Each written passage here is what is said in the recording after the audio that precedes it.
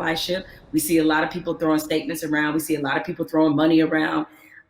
We need that to be a focused effort, and more importantly, to be vocal about it. I can't I can't take any more double-sidedness. There can be no more other siderisms. If I may make up a word, meaning that you give over here and you're a company that is like, yeah, Black Lives Matter, except for in my boardroom where they don't, Ooh. or except for in my organizational chart where they don't. So I'm done with that, right? That's great. Charity's great. Charity doesn't change structural racism, right? What changes it is when you actively look in your building and ask, why Mm. aren't there more Black people in this building, in this boardroom, in this C-suite? So the allies that we have, what you can do, change the structure and cultures of your companies, of your businesses, of wherever it is you have influence. Start there. The thing I try to tell people is, it puts us in a no-win situation. I want our white sisters and brothers to be better educated and to care more, but I don't want to have to bear the burden of trying to teach and educate all the time. The reason you pay tuition is because it's costly to educate someone. You coming up to me and saying, educate me, that's costly to me emotionally and from a time point of view. Also, I think we have to be very honest. Nobody would go up to somebody and say, teach me Russian in 5 minutes. And by the way, make me feel good about it.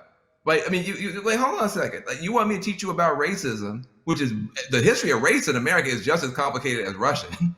And you want me to teach you that in 5 minutes. And also, if I make you feel bad about it in any way, now I got to be your therapist too. And like you said, soothe you or whatever. That's got to stop. I would love for somebody to come to me and say, I made my whole family watch the 13th and read The New Jim Crow and read White Fragility. And we had a question on page 52. Now, hey, we can have that conversation all day long because you're doing your homework, but don't flop on me like you never heard of Google. If you wanted to know about cryptocurrencies or whatever, you find that stuff out before any Black person ever heard of it. So I'm sure you can educate yourself about anything you want to know. I have to say something to you because I've never gotten a chance to talk to you. I feel like I know you because I'm such a big, mad, crazy Stan and fan. But I love you to death. I just am so proud of you. I'm saying proud of you almost as Patrick. I am so proud that you exist. Where do you find the strength to continue to do what you're doing and say what you're saying, even in the face of opposition, to the point where now the whole world has to listen to you? Where did you find the strength when they weren't listening? I guess maybe this is just part of the Black woman's condition, is that we don't know any other way. And most of us, I come from a line of Black women who were just like this. My mother's like this. My grandmother was like this, where it's the old phrase we've all used as Black people, making a way out of no way.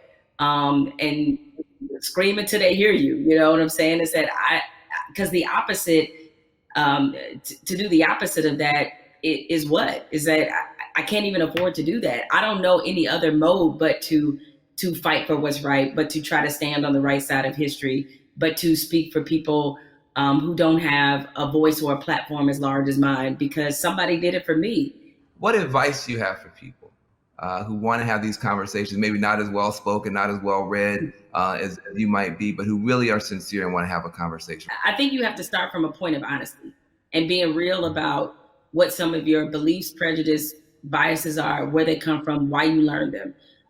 I think if you take anything else beyond race, as we get older, we do a whole lot of unlearning. Young folks, when you get to like your 30s, you do a whole lot of that, right? But my advice